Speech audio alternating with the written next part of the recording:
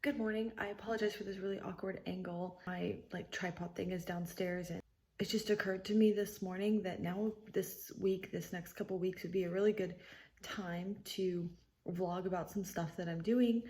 I wasn't actually sure I was going to have much time to read or much to update on books, but it looks like I might have a little bit more to say. My mom is here visiting and we have been doing a lot of fun stuff. We went to this Cathedral Caverns yesterday and it's really pretty. I will try to share some pictures up here. A lot of pictures. I do add pictures to my Instagram account if you're interested. I yesterday went to Cathedral Caverns and then my son went to this witches ball with his friend till late last night. So I've been sleeping in this morning and it's been really nice.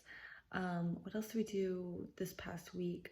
Oh, we went to this Burritt Mountain house and went on a nice walk and then viewed this mansion and learned some of the history of Alabama. And that was really interesting. He actually used hay to insulate the house. And then also, what else? North Alabama was more kind of like a Switzerland and in the Civil War or something. I would have to do some more reading. I can't exactly remember everything he said about it, but I was shocked. I remember thinking it was really surprising, and because they're not considered like the South. So my mom is a really big reader, actually.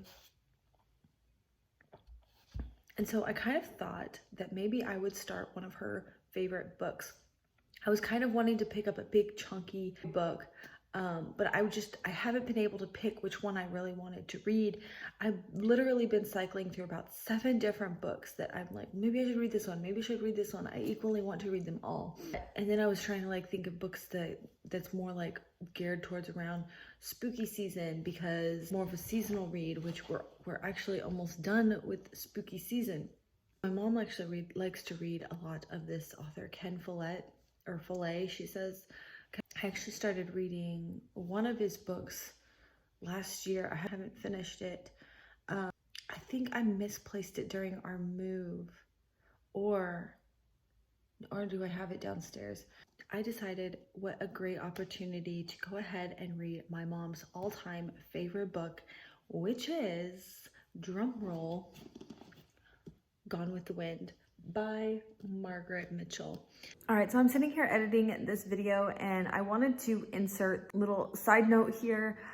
I went into reading Gone with the Wind without really knowing anything about it. I didn't know, and we'll talk more about that in a little bit. I didn't know that there was a big controversy over this book. I'm not surprised at all. I mean, I'm not gonna get into details about my opinions on that kind of thing. I'm not surprised at all that this has such a controversy around it. However, I thought it was a pretty old book. There was an old film about it, but apparently there has been a new show on Netflix or something. They're canceling this book and canceling the show or something like that. I haven't really looked into it, to be honest. As I said, I have some I'm sure that I have pretty controversial opinions regarding this cancel culture and all of this stuff, which this is not the time nor the place that I want to get into it. And before you judge my mom for this being her favorite book, she did read it back in high school. That was a long time ago. I know that the reason for this being her favorite book is, I just think that it resonates with her because it was a book she couldn't put down and she was really into the love story aspect of this. It's not for the political side of things. Just putting it out there, so be kind. She's been telling me that this is her favorite book of all time for so many years, and favorite movie. And we were just talking, oh, that's right. The other day we also went to the Space and Rocket Center, which is really cool as well. And that's when this book came up. So I decided I'm gonna go ahead and sit down and get into this book. Beyond that, I am still reading Marina by Carlos Ruiz Zafón, and this book is still just phenomenal. Right here, I have a bunch of dog ears and double dog-eared pages because I forgot my pen. And there were some moments in here where I was just like, oh, I want to remember this for all time. So I need to go back and mark those. But I'm about 136 pages in, which is still just a hair under halfway.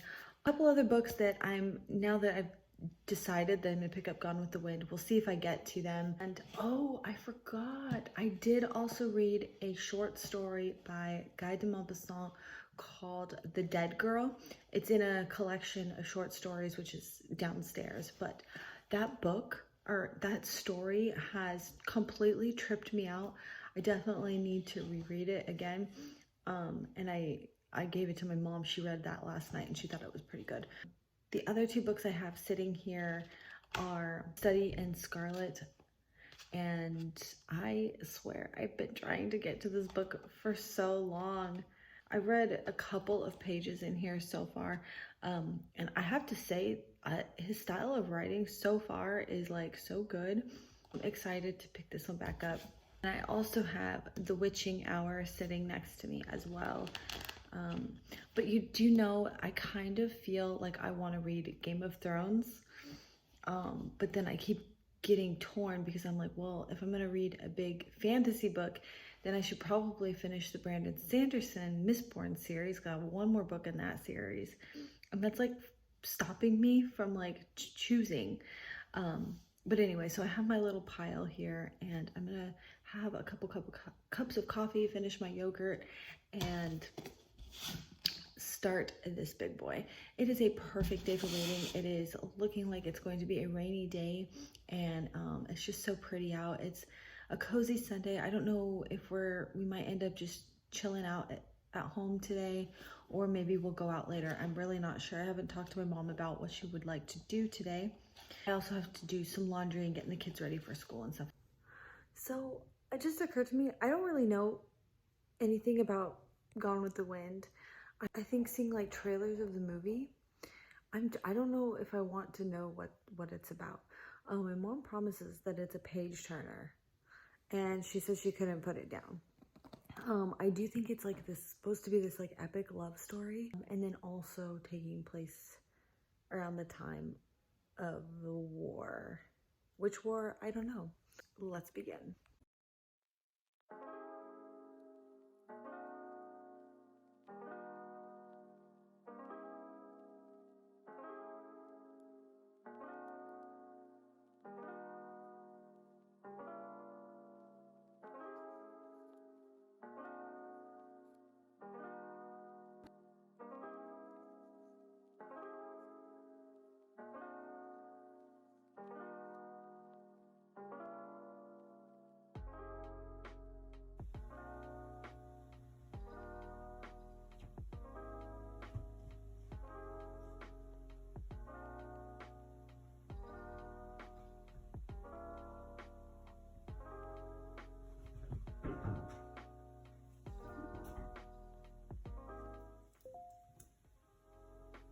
First update.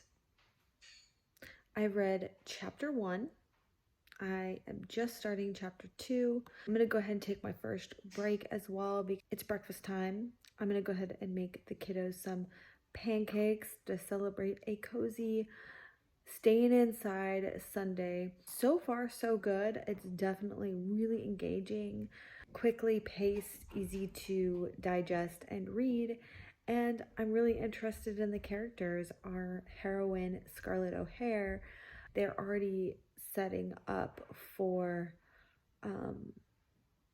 some things that we must learn about her character and some of the relationships and courtships and kind of the makeup of our characters in this time period. Obviously, marrying off your daughters is kind of part of the primary social goals, I would say. We have boys, they're twins. They are courting Scarlett. Apparently she has many suitors. She's stunningly gorgeous. She's the most beautiful, most desirable woman in their county. The tiniest waist, they have mentioned several times how tiny her waist is. There are definitely some things that are a little bit on the cringy side. Turns out there's an engagement party between this Ashley Wilkes and Melanie. Oh, I wrote the characters down. Melanie Hamilton. Apparently, they are going to be announcing their engagement at this party, and for whatever reason, this has Scarlett reeling. Obviously, I assume it's because while she seemed to have no interest in this Ashley Wilkes, apparently maybe she does. There's also kind of a foreshadowing, and as soon as I read this line, I was like, now I remember.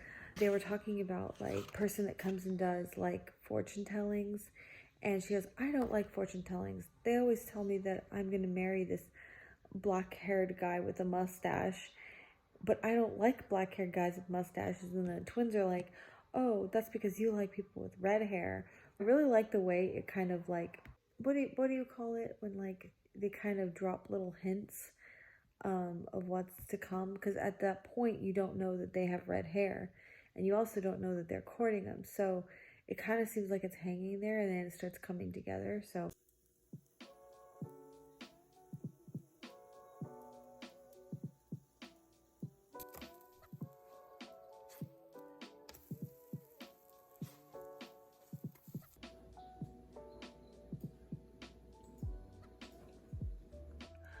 All right, I don't have my tripod again, so sorry if this is a little bit shaky. We are about to take off for the day, but I just wanted to give a quick update. It still doesn't look like a lot, but I have made it through 100 pages. I'm officially on page 106 into chapter 6. Still, so far, so good. I am still enjoying it. I really think this is just really going to be a romantic drama for the most part, kind of what's happening as this war progresses. I think officially the term is called antebellum, but it takes place before the Civil War. So that is one thing. I don't think a lot of people, of modern readers, can enjoy this book just because of, it takes place in the South before the Civil War. So there's a lot of dropping the N-word, and our characters are, our main character, Scarlett O'Hare, and her society are all slave owners. So that's just something to be aware of. Personally, that's not something that really bothers me because obviously this is a historical fiction. So I think that history is important even when it is not so bright and shiny and happy. So, but other than that, I am still really enjoying it. We are, like many historical fictions at this time, our girls are expected to marry, and our main character is really interested in this one guy who is not like other guys, and he and his family are notorious for marrying their cousins, and they're also considered queer by her father. By the way, my hands are red because I was dyeing my son's hair red for his Halloween costume. Anyways, so they are considered queer because they are not shallow, essentially.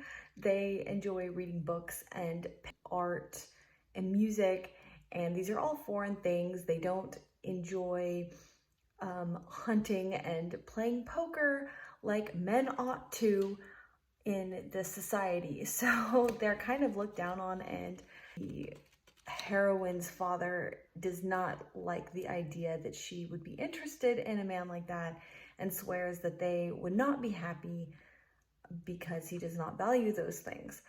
So I really like these scenes where we are getting a lot of this kind of discussion. So anyways, I will see you guys later. We are getting into our colder weather, so I have a long sleeve shirt. It's like a crop top, so I've layered it over like an undershirt and just some jeans and some boots. And I'm hoping that this jacket will be warm enough. It's kind of a thin leather jacket, but I don't think it's very cold today. I did walk my kids to the bus stop in the morning where it's gonna be the coldest, and I was just really fine in like a light hoodie, so I'm thinking that this ought to be warm enough. Oh, and it's been ages since I've worn this necklace. It's my little owl necklace. Very autumnal.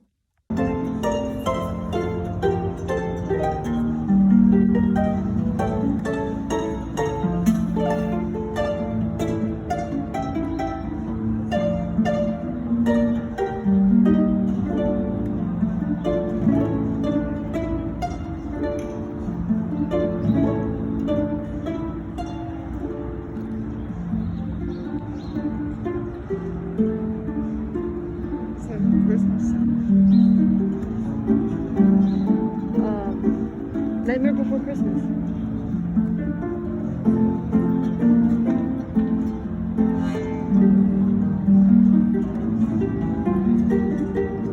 Can't quite get it out, but I heard it. Little Christmas.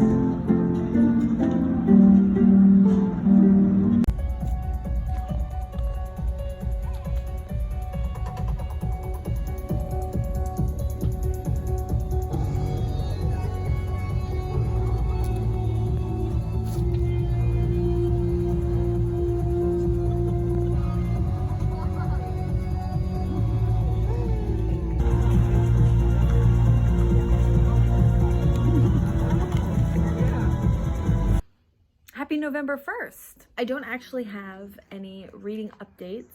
It was Halloween and we had a really good time. We went to this like Bridge Street place, but I think it's really just kind of outdoor mall. It's a nice mall for being an outdoor mall, but that's just, you know, chain stores and stuff like that. We went to Kona Grill for lunch and then we had a couple hours before we needed to be back to greet the boys from school. So we ended up going to the historic Maple Hill Cemetery. I did post some pictures on my Instagram. They came out really nice. I think I've mentioned this before. I really love cemeteries, like old cemeteries, historic cemeteries, ones that have old headstones and ones where they really put a lot of time and energy into creating beautiful headstones and sculptures. And most of these sites and these people lived in the 1800s, early 1900s. So we ended up doing that. It was really beautiful. Ended up being perfect weather for going out and walking around. This morning, it looks like it's going to be kind of warm. I've got like this grunge thing going on. So I got my Star Wars shirt and then a little plaid thing. This is a shrink plastic pin that I made myself. And then I have, I found these, well, I made these into earrings not too long ago, a couple weeks ago. I love alien stuff, anything with like aliens on it. I just love, anyways, I've been really getting back into wearing a lot more jewelry than I had previously. So I really like having quirky earrings and stuff. So today we are gonna go head out fairly shortly. We're gonna go just kind of downtown to explore. And supposedly Huntsville is the city that has the most antebellum homes. So that's gonna be really interesting. All right, this is so much better. Ugh, it's not so hot out here on my back patio. But I would have a seat there, except that the cushions are quite damp, so I don't really want to sit and get my jeans all wet and have to change. So anyways, I want to say that I quit. I had a lot of reading potential this morning, but I have gone down the rabbit hole of true crime YouTube. And so I just thought I would mention that some of the true crime stories that I have been following are the Turpins from California, and it's a horrible story. I mean, all of these stories are horrible, but there was some recent updates on the Turpins. I won't give you all the details. That's something you guys can go Google. Very, very briefly, they were taken out of a House of Horrors situation where they were abused and neglected, and 5 of the children are now suing the foster parents and the city, or the organization that approved these foster people, because they were put right back into a almost worse abusive situation. I feel so deeply for these children because they just cannot catch a break. they thought that they would be safe and they just got dumped into an even worse situation. Like, how does that even happen? How does that happen? There are not even words.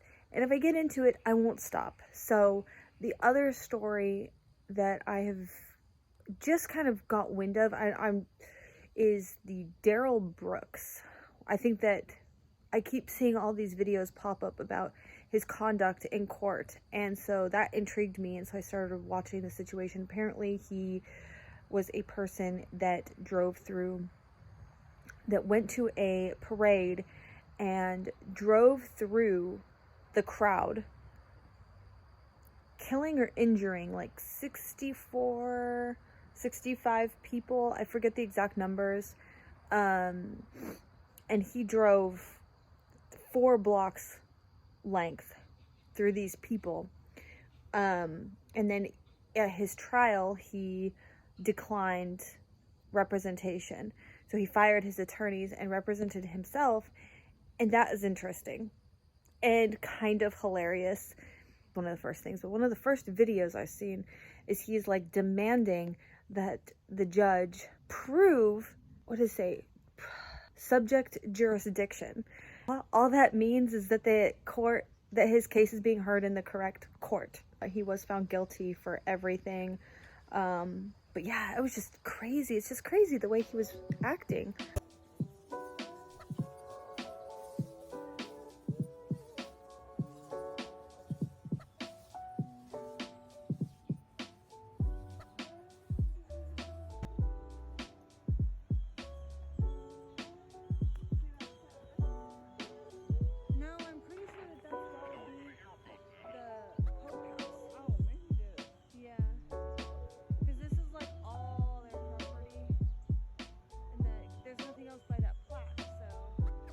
I would think the historic capital that oil placard. That definitely looks like it would be one though.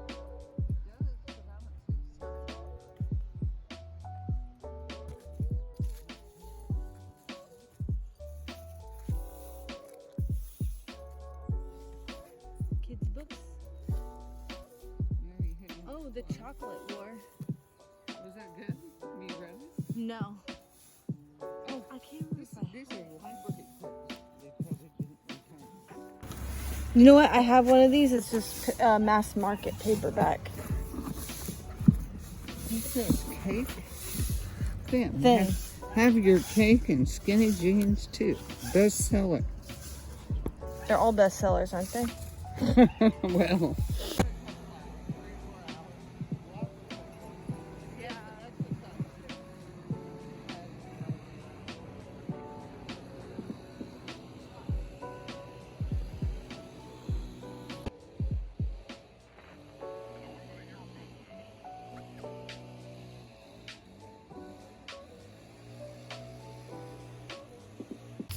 All right, time to take care of leaves.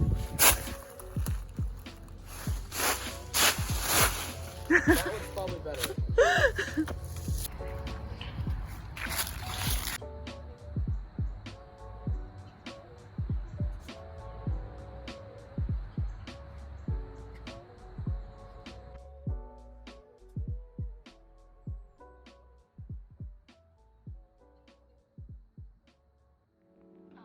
I never want it again.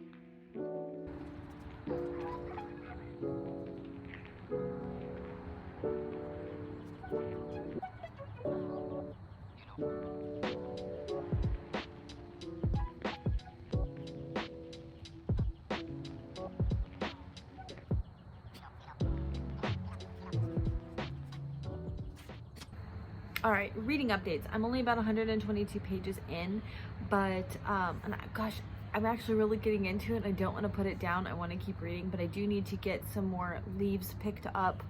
And then my mom and I are going to get ready and go out for the day. We're going to go to this Helen Keller Museum, and it's about an hour out, so we're going to try to get a little bit earlier start to our day. Scarlett O'Hara is not a likable person. I kind of, for whatever reason, she kind of reminds me of the book Emma. Like, Scarlett O'Hara is shallow, let's say. Like, I don't like her, but I kind of do like her, and I'm thinking that her views of the world are going to change. Particularly, okay, so her situation is she is about marriageable age, and she has a lot of guys coming to her, and she just doesn't seem particularly interested in any of them. She has her sights set on one man named Ashley, and Ashley is just so different than everyone, and I think that she doesn't quite know why she's so interested in him. And maybe part of it is that it's a little bit of a rebellion against her dad. Her dad is like very judgmental. She's been raised and taught all these different ways to do what women are supposed to do and catch a man. And that is to pretend like you're a dunce, pretend like you're silly, make them the center of attention, do these like kind of tricks and games to make the man feel like he is a man and he is clever, and kind of rise him up. And it's interesting. I think what makes it so interesting is because she comments on how this is all just ridiculous and it's stupid and she's tired of it, but then she still is like playing the game, and she plays it like the best of them. Now this guy Ashley she's so interested in is supposed to propose to a cousin, Melanie, and she's trying to she wants to tell Ashley how she feels so that he knows that he will choose her. And she has deluded herself into thinking that he really loves her, but he's just worried that she will say no or she's not interested. So she has to make sure that she tells him that she's interested before he announces to everyone that they are engaged, or that he's going that he's engaged to Melanie. We'll see how this goes. I'm very interested to know. She's kind of overhearing the conversation, and she hears Melanie having a conversation about Thackeray and Dickens and their work, like, you know, literature. What? Why can I not remember Thackeray's name? He wrote Vanity Fair. Sorry, I forgot. But she's making a comment about these authors of their time against Thackeray versus Dickens, and saying that Dickens is this gentleman, that Thackeray is not. And so now we see why he is enamored with Melanie and why they are a pair, and it makes sense to the reader now, but she does not see it. Scarlett does not see that. She believes that Melanie is boring, and why would he ever be interested in a plain girl like her? But now we as the reader can understand. I kind of feel bad for Scarlett. Like, says many times that she doesn't understand Ashley, but she still desires him. But to her, it doesn't matter if you just understand them or not, you know, because men are men and they do man things, and women are women and they do women things, and they just are just meant to like understand each other. So anyways, I am really liking this kind of psychological insight into Scarlett, and I am eager to see if her values or if things change for her. Also, she did become introduced to the man with the black mustache. So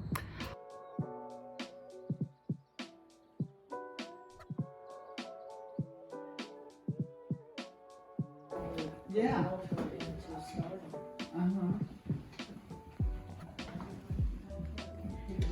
I guess I forgot. That what you're looking at? Exactly. Yeah. Does it say? Teresa Conway Booth played the first Helen in The Miracle Worker. That may be in 1961. Those little shoes are good advantages. To go to the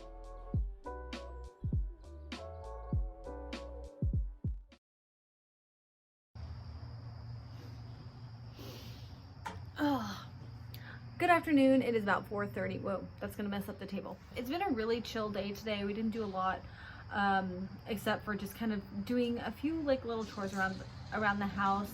Then my mom and I went to the public library, and they have this little bookstore. Well, we went to them, so I picked out a few books. So I thought I would do a book haul and share with you some books that I've acquired this month. All but 2 of them came from the library today. These other 2 I got somewhere else, but Anyways, the first one is Vampire Hunter D, written and illustrated by a Japanese author and illustrator. I cannot pronounce their names, I'm really sorry, and some of them I would try to sound out, but I think I would butcher it completely. So here is the cover, and it's very pretty. Apparently they did actually make this into a movie as well, but this takes place in like 12,000 AD, and something just ravishes the world and kills everyone except for a few humans. Is that what that says? Yeah, it says a few humans and something else, which is obviously probably some vampires. Is dinner done yet? No, I'll tell you when dinner's ready. I'm You can learn to be a little bit more patient. Probably like another half an hour. Oh, okay. Not long.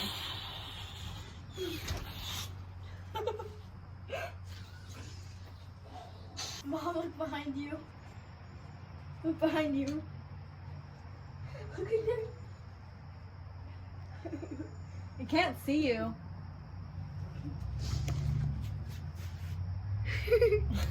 Go away. Oh my god.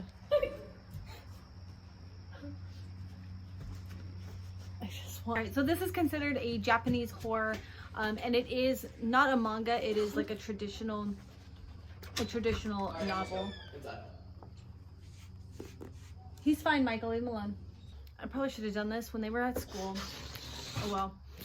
The next one that I got is this funny book, Shakespeare's Insults. And I have yet to really flip through this much. Let's see.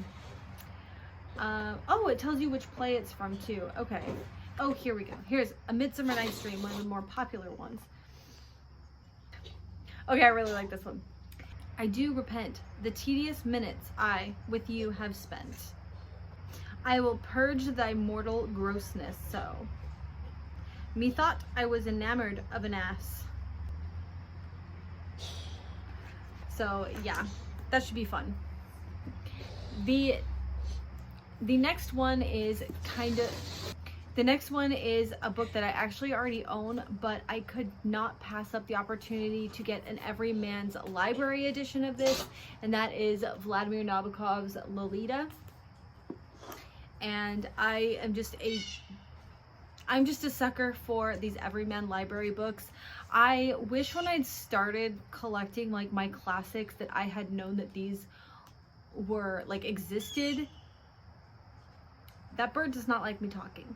I wish that I knew had these editions had existed. There's a couple other editions of some, I think, what are they? They're like a pretty blue color, and then I like the Penguin Black Classics, and I like how they all look together. I also really like the Oxford editions, and so those are like my three favorite editions. And now I'm just kind of like, if I see them, like I want to add them to my collection. But anyways, so that is that one. The next one is another poetry collection by Billy Collins, who I don't know when they choose, but he is the poet laureate of our time. So I don't know when they choose poet laureates. I don't know how long they stay at that status, but anyways, I know at least at one point he was named the poet laureate. So Billy Collins, Sailing Alone Around the Room. The other one, this would complete a series of books that I have by Paula Morris. This is Dark Souls. It is the third in this series. What are they? This series being, I can't think of what this whole series is called. Maybe like 3 years ago I read the first in the series, and then I did find, I think it's called Unbound, which would be book 2. Sorry, my neighbor is like doing their leaves. And then this one also goes with the series, so it was kind of cool. It was kind of cool to find that. The next one is called On Earth We're Briefly Gorgeous by Ocean Wong, and this is a book that has been making its rounds on YouTube. Everyone is just like, it is so poetic, it's so beautiful and sad and gripping, and so it has definitely been on my radar. I was really excited to find this. From a Son to a Mother Who Cannot Read, written when the speaker little dog is in the late 20s. The letter unearths a family history that began before he was born, a history whose epicenter is rooted in Vietnam and spans to Hartford, Connecticut, and serves as a doorway into the parts of his life his mother has never known, all of it leading to the unforgettable revelation.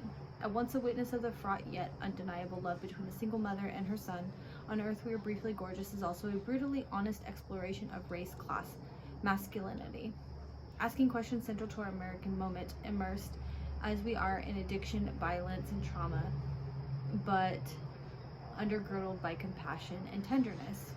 There is that. Oh, I forgot to tell you what this series is about. So this series is like kind of a ghost story in the French Quarter of New Orleans, and there was also a lot of history and influx and magic with like the hoodoo culture of the French Quarter in the South,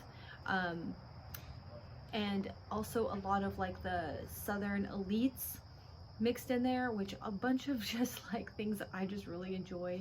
And it's not like, it's definitely like young adult, maybe like young, yeah, it's young adult, but it's definitely kind of hits a lot of things that I really like. This other one I actually found in a little free library, and it's called The Quotable Book Lover, and it just has a bunch of quotes from authors in here: Woody Allen, Jane Austen, Saul Bellow, A.S. Byatt, I'm not sure how to pronounce that name, Ralph Waldo Emerson, Ernest Hemingway, Franz Kafka, Henry James, Georgia Kincaid, John Milton, Toni Morrison, George Orwell. And don't worry, I only have one more. There's several more in here, like W.E. Yeats, and there's a bunch more in here as well.